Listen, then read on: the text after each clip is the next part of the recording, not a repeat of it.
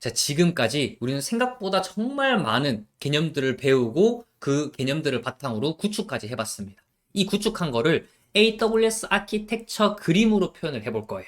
자, 왜 이걸 표현하냐면 현업에서는 혼자 일하는 게 아니라서 회사에 구축되어 있는 인프라 아키텍처를 문서로 공유받는 경우가 많습니다. 그래서 현업에 빠르게 적응하려면, 현업의 그런 인프라 구성을 빠르게 파악하려면 이 아키텍처 그림을 보고 해석할 수도 있어야 되고, 더 나아가서 AWS 아키텍처 그림을 스스로 그릴 수도 있어야 돼요. 그래야 다른 동료들한테 저는 인프라를 이런 식으로 구성을 했습니다를 알려줄 수 있잖아요.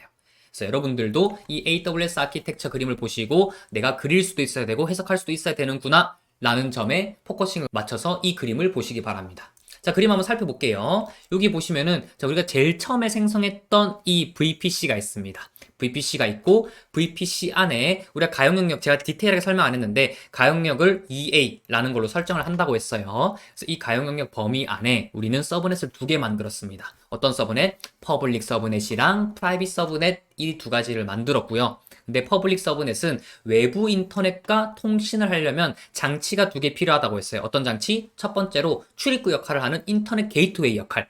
인터넷으로 소통할 수 있는 문 같은 역할을 하는 인터넷 게이트웨이가 필요하다고 했고, 그리고 라우팅 테이블. 이 EC2 인스턴스가 경로를 알아서 찾아갈 정도로 똑똑하지 않아서 라우팅 테이블, 경로를 알려주는 테이블을 세팅해야 된다고 했습니다. 그래서 우리는 인터넷 게이트웨이 생성하고요. 라우팅 테이블을 둘 다 생성했습니다.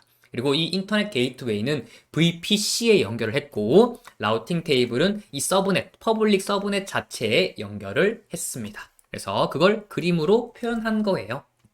이 그림을 보고 어떤 식으로 서브넷을 구성했고 어떤 식으로 라우팅 테이블이든 인터넷 게이트웨이든 세팅을 했구나가 파악이 되셔야 됩니다.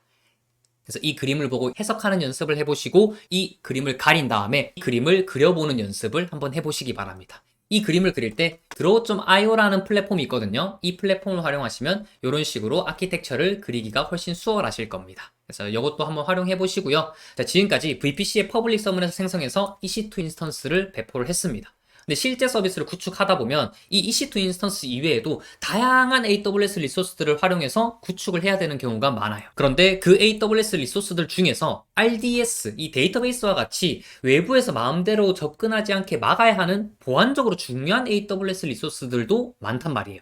그러면 이 AWS 리소스들에 대해서는 보안을 위해 외부 인터넷에서 접근할 수 없는 서브넷을 구축해야 됩니다. 외부 인터넷에서 접근할 수 없는 서브넷을 보고 저는 뭐라고 했냐면 프라이빗 서브넷이라고 얘기를 했습니다. 그래서 다음 섹션에서는 프라이빗 서브넷에 데이터베이스 서비스인 RDS 인스턴스를 배치하는 방법을 알려드릴 수 있도록 할게요.